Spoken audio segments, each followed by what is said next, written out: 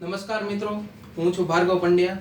મારા અભ્યાસક્રમના ભાગરૂપે મારા પ્રેક્ટિકમ કાર્ય કરવાનું હોય છે. તે અંતર્ગત હું અહીં મૂક નામનો વિડીયો પ્રકાશિત કરી રહ્યો છું.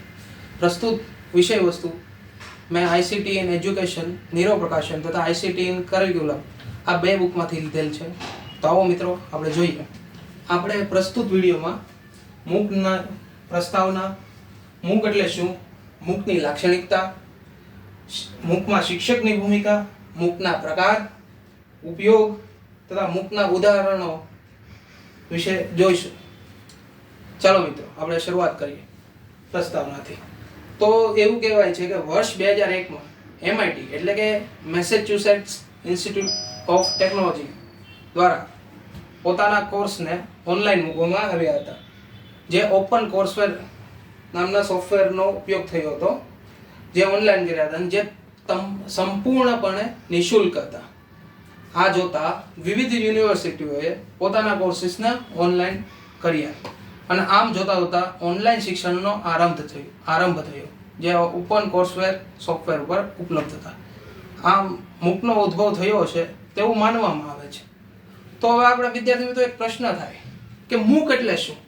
મૂક એટલે શું? વિષય વસ્તુ મૂકી દેવું, ચોપડા મૂકી દેવા, કે આપણી ગુજરાતી ભાષામાં એમ કહે કોઈને એક મૂકવી? ના મિત્રો, મૂક એટલે મેસિવ ઓપન ઓનલાઈન કોર્સ. મૂક એટલે મેસિવ ઓપન ઓનલાઈન કોર્સ.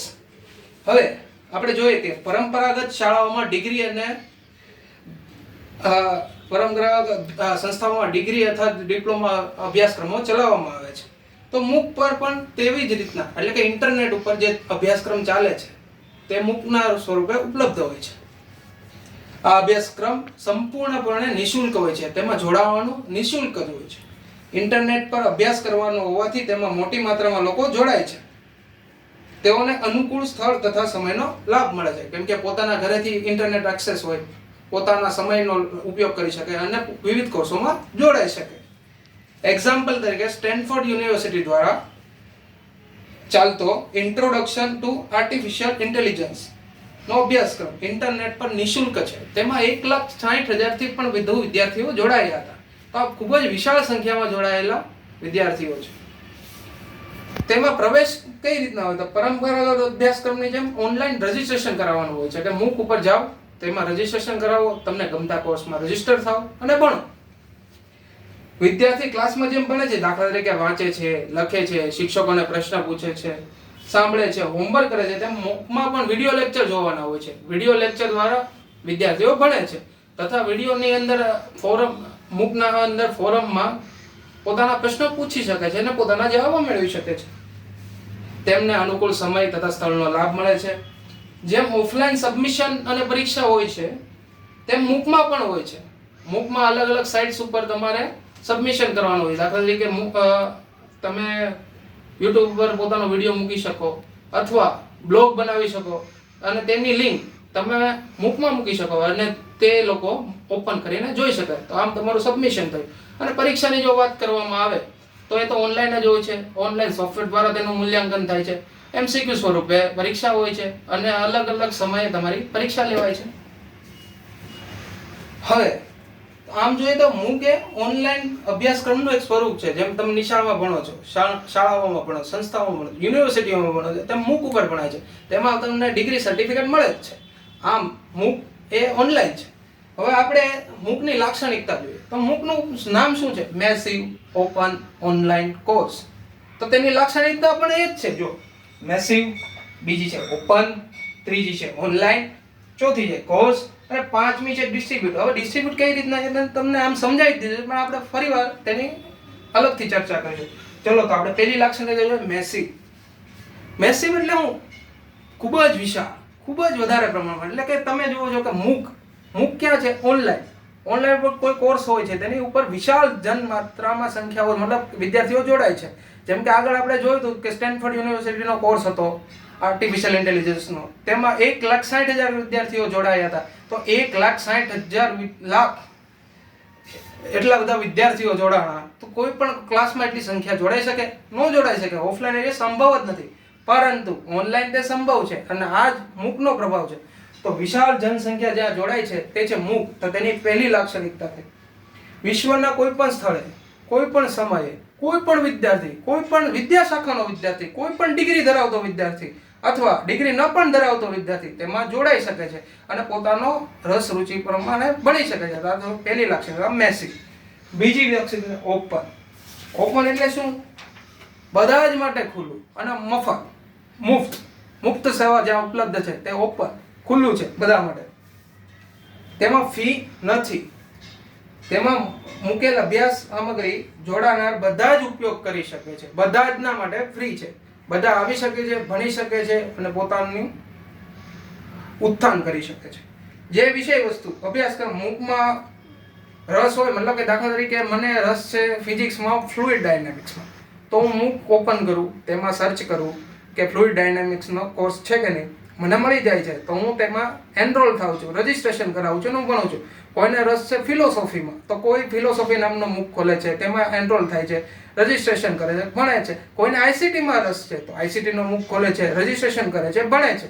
આવી રીતના જે વિષય વસ્તુમાં, જે અભ્યાસક્રમમાં જેને પણ રસ હોય તે ભણી શકે છે. આપણે પરંપરાગત શું ચાલ્યું આવ્યું છે કે પરંપરાગત આપણે બીએસસી લઈએ તો બીએસસીમાં આવતા અભ્યાસક્રમ જ ભણવા પડે, એમએસસી લઈએ તો એમએસસીના ભણવા પડે, બીએ કરીએ તો બીએના જ ભણવા પડે. અત્યારે બીએડ એમએડ ચાલી રહ્યું છે તો બીએડના એમએડના અભ્યાસક્રમ જ કરવો પડે. મૂકમાં તેવું નથી. વિદ્યાર્થીને પોતાના રસ રુચિ અનુસાર જે કોણ કોર્સમાં રુચિ હોય ત્યાં એનરોલ કરી શકે છે અને ભણી શકે છે, કેમ કે બધા જ માટે ઓપન છે. ત્રીજી લાક્ષણિકતા છે ઓનલાઈન. ઓનલાઈન એટલે કે આ ઇન્ટરનેટ ઉપર ઉપલબ્ધ છે. સમગ્ર અભ્યાસક્રમ ઓપન છે અને ઇન્ટરનેટ ઉપર ઉપલબ્ધ છે. ઇન્ટરનેટ ઉપર ઉપલબ્ધ હોવાથી તે ઓનલાઈન જોઈ શકે છે.